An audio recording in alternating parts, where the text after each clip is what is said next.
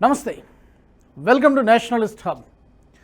Christian conversion mafia భారత్ను పూర్తిగా ఆక్రమించేందుకు plan చేసిందా? రాడికల్ ఇస్లామిక్ మూకలకు ఏమాత్రం తీసిపోకుండా దేశంలో చాప కింద నీరులా విస్తరిస్తోందా అంటే అవుననే సమాధానం వినిపిస్తోంది.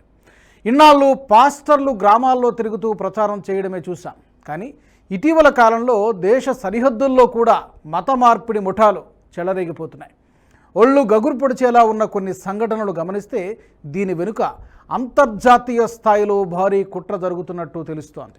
అదేంటో తెలుసుకునే ప్రయత్నం చేద్దాం. ఇన్నాళ్ళు కేరళ, తమిళనాడు, ఈశాన్య రాష్ట్రాల్లో తిష్టవేసిన మత మార్పిడి ముఠాలు ఇప్పుడు దేశవ్యాప్తంగా విస్తరిస్తున్నాయి.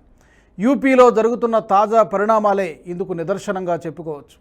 యూపీలో క్రైస్తవ మిషనరీల దారుణాలపై ప్రముఖ హిందీ దినపత్రిక అమర్ ఉజాలా డిసెంబర్ 31న ఓ ఆసక్తికర వ్యాసం రాసింది. ఆ కథనం సారాంశం ఏంటో ఇప్పుడు చూద్దాం. బాలరాముడు కొలువైన అయోధ్యపైనే కన్వర్షన్ ముఠాలు కన్నేశాయి. నేపాల్లో విజయవంతమైన మాధేసి మత మార్పిడి నమూనాను అవధ్ ప్రాంతంలో అమలు చేస్తున్నాయి. క్రైస్తవ మిషనరీలకు మత మార్పిడితో పాటు ఓటర్లను ప్రభావితం చేసే బాధ్యతను కూడా అప్పగించారట. సో వచ్చే ఎన్నికల్లో ఈ మాధేసి మోడల్ రాజకీయాల్ని సైతం ప్రభావితం చేస్తాయన్నమాట. కేంద్ర భద్రతా నిఘా సంస్థలు ఇటీవల కేంద్ర హోంశాఖకు ఓ నివేదికను సమర్పించాయి. ఆ నివేదికలో అనేక భయంకరమైన నిజాలు వెలుగు చూశాయి. లక్నోలోని ఓ ప్రముఖ పబ్లిషింగ్ హౌస్ మత మార్పిడి ముఠాలకు సహకరిస్తున్నట్టు తెలుస్తోంది.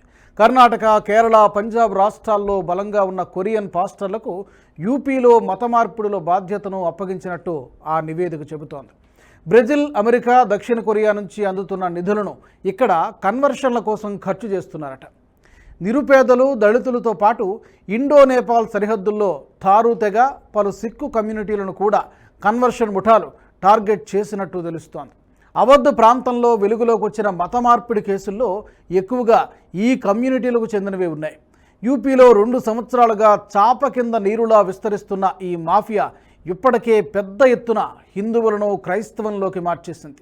బలవంతపు మత మార్పిడులకు పాల్పడుతున్న డాన్ విల్లే అనే ఓ పాస్టర్ను ఇటీవల పోలీసులు అరెస్టు చేశారు. విచారణలో అతడు చెప్పిన మాటలు విని పోలీసులే షాక్ అయ్యారు.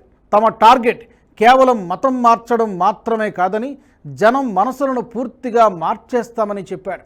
పేర్లు మార్చితే చట్టపరమైన ఇబ్బందులు తలెత్తుతాయని, మతం మారినట్టు తెలుస్తోందని హిందూ పేర్లను అలాగే కొనసాగిస్తూ మతం మార్చేస్తున్నారు.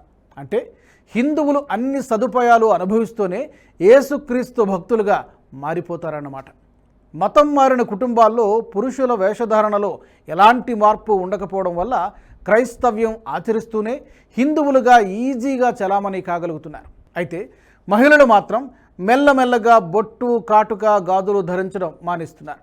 ఇక వివిధ జబ్బులతో బాధపడుతున్న రోగులను మతం మార్చడానికి చికిత్సల పేరుతో బలమైన యాంటీబయోటిక్స్, స్టెరాయిడ్స్ ఎక్కువగా ఉపయోగిస్తున్నారు. దీనివల్ల వేగంగా కోలుకోవడంతో క్రైస్తవం పట్ల సులభంగా ఆకర్షితులవుతున్నారు. క్రైస్తవ సభల్లో స్వస్థత పేరుతో ఇచ్చే యాంటీబయోటిక్స్ వల్ల తక్షణ ఉపశమనం కలుగుతుందని, కానీ దీర్ఘకాలంలో పెద్ద ఎత్తున దుష్ప్రభావం చూపిస్తుందని వైద్యులు హెచ్చరిస్తున్నారు. క్యాటరాక్ట్స్, గ్లాకోమా, రోగ నిరోధక శక్తి తగ్గడం, కండరాల బలహీనత, ఎముకలు పెలుసుబారిపోవడం వంటి సమస్యలు ఎదురవుతాయని చెబుతున్నారు. మరో భయంకరమైన విషయం ఏంటంటే మత మార్పిడి ముఠాలు నేపాల్లో విజయవంతమైన మాధేసి మత మార్పిడి నమూనాను యూపీలో అమలు చేస్తున్నాయి. అసలు ఈ మత మార్పిడి నమూనా అంటే ఏంటో తెలుసుకుందాం. 1951 వరకు నేపాల్లో అసలు క్రైస్తవం అన్న మాటే లేదు. 1961లో వారి సంఖ్య 458. ఇది 2011లో 3,76,000కు చేరింది. తాజా లెక్కల ప్రకారం చూస్తే నేపాల్ వ్యాప్తంగా 6,45,000 మంది క్రైస్తవులు ఉన్నట్టు ఓ అంచనా. National Christian community survey data ప్రకారం నేపాల్లో 7,859 చర్చిలున్నాయి. చాలా వరకు చర్చిలు క్రైస్తవులు భారత సరిహద్దుకు ఆనుకుని ఉన్న మాధేసి ప్రాంతంలోనే ఉన్నాయి. ఆ ప్రాంతంలో ఓ కొరియా పాస్టర్ బాధ్యతలు స్వీకరించిన తర్వాత వచ్చిన మార్పు ఇది. నిరుపేదలు, దళితులు, గిరిజనుల్ని లక్ష్యంగా చేసుకున్న ఆ పాస్టర్ అనుకున్నది సాధించాడు. కొరియన్ వరల్డ్ మిషన్ అసోసియేషన్ ప్రకారం ప్రస్తుతం నేపాల్లో 565 కొరియన్ మిషనరీ కుటుంబాలు ఉన్నాయి. ఖాట్మండు వెలుపల చైనా ఆధిపత్యం ఉన్న దక్షిణ ప్రాంతంలో వారి సంఖ్య ఎక్కువగా ఉంది. క్రిస్టియన్ మిషనరీల కార్యకలాపాల వల్లే నేపాల్లో అమెరికా తన స్థావరాలను ఏర్పరచుకోగలిగింది అనే వాదన కూడా ఉంది. ఇది చైనాకు సైతం ఆందోళన కలిగించే అంశమని పలువురు విదేశాంగ వ్యవహారాల నిపుణులు చెబుతున్నమాట. క్రిస్టియన్ మిషనరీల కారణంగా నేడు నేపాల్ సాంస్కృతిక సంక్షోభాన్ని ఎదుర్కొంటోంది. దీనివల్ల జాతీయ సమైక్యత ప్రమాదంలో పడింది. మొదట క్రైస్తవ మతాన్ని స్వీకరించేలా ప్రోత్సహిస్తున్న మిషనరీలు ఆ తరువాత వారిని దోచుకుంటున్నారని స్వయంగా నేపాల్ మాజీ ఉప ప్రధాని ఉపేంద్ర యాదవ్ అప్పట్లో తీవ్ర ఆవేదన వ్యక్తం చేశారు. దీన్ని బట్టి నేపాల్లో డెమోగ్రఫిక్ చేంజ్ ఏ స్థాయిలో జరుగుతుందో అర్థం చేసుకోవచ్చు. నేపాల్లోని మాదేశీ ప్రాంతంలో జరిగిన ఈ భారీ మత మార్పిడి మోడల్నే మాదేశీ మత మార్పిడి నమూనా అని పిలుస్తారు. ఇప్పుడు యూపీలో ఇదే మోడల్ను అనుసరిస్తున్నాయి క్రైస్తవ మత మార్పిడి ముఠాలు. మాదేశీ మోడల్పై యూపీ మాజీ డీజీపీ విక్రమ్ సింగ్ కూడా ఆందోళన వ్యక్తం చేశారు. దళితులు, నిరుపేదలు, గిరిజనులే టార్గెట్గా క్రైస్తవ మిషనరీలు దీర్ఘకాలిక ప్రణాళికలను అమలు చేస్తున్నాయని, అప్రమత్తంగా ఉండాల్సిన అవసరం ఉందని హెచ్చరించారు. యూపీ విషయం ఇలా ఉంటే ఈశాన్య రాష్ట్రాల గురించి చెప్పాల్సిన పని లేదు. క్రిస్టియన్ మిషనరీల ప్రభావం ఆ రాష్ట్రాల్లో చాలా ఎక్కువగా కనిపిస్తోంది. మణిపూర్లో కుకీల రూపంలో దేశం ఇప్పటికే మూల్యం చెల్లించుకుంటోంది. దేశ సరిహద్దు ప్రాంతాలను టార్గెట్ చేసిన పాస్టర్లు దేశ భద్రతకే పెను సవాల్ విసురుతున్నారు. ముఖ్యంగా ఎవాంజలిస్టులు సరిహద్దు ప్రాంతాల్లో ప్రజలను తీవ్రంగా ప్రభావితం చేస్తున్నారు. అక్రమ మార్గాల్లో దేశంలోకి చొరబడిన కొందరు పాస్టర్లు హిందువులను యథేచ్ఛగా మతం మార్చేస్తున్నారు. ఇటీవల అలాంటి పాస్టర్లను గుర్తించిన కేంద్ర ప్రభుత్వం వారిని దేశం దాటించింది. అయినా సరే అలాంటి పాస్టర్లు ఎందరో వివిధ రూపాల్లో దేశంలో తిష్ట వేసుకుని కూర్చున్నారు. దేశాన్ని సాంస్కృతికంగా, భౌగోళికంగా మార్చేస్తూ దేశ సార్వభౌమాధికారాన్ని ప్రశ్నిస్తున్నారు. రాడికల్ ఇస్లామిక్ ముఠాల మాదిరిగా ఓటు జిహాద్కు కూడా క్రైస్తవ మత మార్పిడి ముఠాలు పాల్పడుతున్నాయి. బీజేపీకి ఓటు వేయొద్దంటూ మతం మారిన క్రిస్టియన్లకు, చర్చలకు ఆదేశాలు జారీ అవుతున్నాయి. ఈశాన్య రాష్ట్రాల్లో ఇలాంటి సంఘటనలు నిత్యకృత్యంగా మారిపోయాయి. దళితులు, గిరిజనులే మత మార్పిడి ముఠాలకు చిక్కి బలైపోతున్నారు. నిజానికి ఈశాన్య రాష్ట్రాల్లో మత మార్పిడుల ప్రభావం ఎప్పటి నుంచో ఉంది. గతంలో కేంద్రం, రాష్ట్రాల్లోని కాంగ్రెస్ పార్టీ ప్రభుత్వాలు ప్రత్యక్షంగా, పరోక్షంగా క్రైస్తవ మత ప్రచారాన్ని, మత మార్పిడులను ప్రోత్సహించాయి. అలా దేశంలో మరెక్కడా లేని విధంగా ఈశాన్య రాష్ట్రాల్లో సామాజికంగా, రాజకీయంగా క్రైస్తవ మత ప్రాబల్యం తీవ్ర స్థాయిలో పెరిగిపోయింది.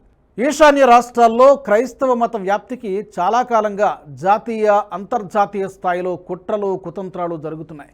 హిందూ వ్యతిరేక కుహనా లౌకికవాద రాజకీయ శక్తుల అండదండలతో, విదేశీ క్రైస్తవ మిషనరీలు అందిస్తున్న ఆర్థిక సహకారంతో అక్కడ క్రైస్తవీకరణ క్రతువు దశాబ్దాలుగా కొనసాగుతూనే ఉంది. అస్సాం సహా అన్ని రాష్ట్రాల్లో క్రైస్తవ మత ప్రచారం 3 చర్చలు, 6 ప్రార్థనలు అన్న చందంగా సాగుతోంది. అంతేకాదు ఈశాన్య భారతం మొత్తాన్ని క్రిస్టియానిటీలోకి మార్చడానికి తీవ్ర ప్రయత్నాలు జరుగుతున్నాయి. కాలం కలిసొస్తే ప్రత్యేక దేశంగా ప్రకటించుకోవడానికి దేశీయ, అంతర్జాతీయ సంస్థలు ఉత్సాహంగా కనిపిస్తున్నాయి. ఈశాన్య రాష్ట్రాలతో పాటు బంగ్లాదేశ్, మయన్మార్లో కొన్ని ప్రాంతాలను కలిపి ప్రత్యేక క్రిస్టియన్ దేశంగా ఏర్పాటు చేయనున్నారని ఇటీవల బంగ్లా పదవీచ్యుత ప్రధాని షేక్ హసీనా, మణిపూర్ సీఎం బీరేన్ సింగ్ వ్యాఖ్యానించారు. క్రిస్టియన్ మత మార్పిడి సంస్థల ప్రభావం, వాటికి అమెరికా వెన్నుదన్ను ఏ స్థాయిలో ఉందో చెప్పడానికి వీరి వ్యాఖ్యలే అద్దం పడుతున్నాయి. అత్యంత భయంకరమైన విషయం ఏంటంటే అమెజాన్ వంటి ఈ-కామర్స్ సంస్థలు భారత్లో మత మార్పిడికి ఎంతగానో ఆర్థికంగా చేయూతను అందిస్తున్నట్టు గతంలో ఎన్నో ఆధారాలు వెలుగు చూశాయి. నిజానికి ఈశాన్యంలోనే కాదు, తెలుగు రాష్ట్రాలు సహా ఇంకా అనేక రాష్ట్రాల్లో క్రైస్తవ మత ప్రచారం చాలా కాలంగా జోరుగా జరుగుతోంది. బలవంతపు మత మార్పిడులు యథేచ్ఛగా జరుగుతూ ఉన్నాయి. ఒక విధంగా ప్రమాద ఘంటికలు దేశమంతా మారుమోగుతూనే ఉన్నాయి. అందుకే కొన్నాళ్ల నుంచి సుప్రీంకోర్టు సైతం పలు తీర్పుల సందర్భంగా మత మార్పిడులపై ఆందోళన వ్యక్తం చేస్తూనే ఉంది. మత మార్పిడి ముఠాల వెనుక క్రిస్టియన్ మిషనరీలే కాదు, మల్టీనేషనల్ కంపెనీలు కూడా ఉన్నట్టు తెలుస్తోంది. అమెజాన్ వంటి వ్యాపార సంస్థలు ఈశాన్య రాష్ట్రాల్లో కన్వర్షన్ల కోసం కాసులు కురిపిస్తున్నాయంటూ 2 ఏళ్ల క్రితం ఆర్గనైజర్ పత్రిక ఓ పరిశోధనాత్మక కథనాన్ని ప్రచురించింది. అమెరికన్ బాప్టిస్ట్ చర్చ్ నేతృత్వంలో దేశంలో కన్వర్షన్లకు పాల్పడుతున్న ఆల్ ఇండియా మిషన్ సంస్థకు అమెజాన్ తన అమెజాన్ స్మైల్ ఫౌండేషన్ ద్వారా నిధులు సమకూరుస్తున్నట్లు Social Justice Forum for Arunachal Pradesh అనే సంస్థ ఆరోపించింది. మనీ లాండరింగ్ ద్వారా నిధులు సమకూరుస్తున్నట్లు ఆర్గనైజర్ కథనం ఉటంకించింది. అప్పట్లో జర్మనీకి చెందిన 7 క్రైస్తవ మిషనరీ సభ్యులను అస్సాం పోలీసులు అరెస్టు చేయడంతో అమెజాన్, అమెరికన్ బాప్టిస్ట్ చర్చ్ లింకులు బయటపడ్డాయి. మిషనరీ సభ్యులు అరెస్టుతో కానీ ఈ భాగోతం వెలుగు చూడలేదంటే అంతకుముందు ఎన్నేళ్లుగా ఈ మత మార్పిడి క్రతువు జరుగుతుందో ఆ దేవుడికే తెలియాలి. ఇప్పటికే ఈశాన్య రాష్ట్రాలు, కేరళ, తమిళనాడు రాష్ట్రాల్లో కన్వర్షన్ మాఫియా వేళ్లూనుకుపోయింది. ఏపీ, గుజరాత్, మహారాష్ట్ర, రాజస్థాన్లో కూడా మత మార్పిడి ముఠాలు రెచ్చిపోతున్నాయి. ఈ మత మార్పిడి ముఠాలకు అడ్డుకట్ట వేయకపోతే దేశ భద్రత, సమగ్రత ప్రశ్నార్థకంగా మారే ప్రమాదం ఉంది. ఈ వీడియో మీకు నచ్చినట్టయితే లైక్ చేయండి, 10 మందికి షేర్ చేయండి. అలాగే కామెంట్ల రూపంలో మీ అభిప్రాయాలను మాతో పంచుకోండి. Nationalist hub group of channels ను సబ్స్క్రైబ్ చేసుకుని తెలుగునాట జాతీయవాద జర్నలిజాన్ని ప్రోత్సహించండి. ఈ వీడియో కింద ఉన్న బెల్ ఐకాన్ పై క్లిక్ చేయడం మర్చిపోవద్దు.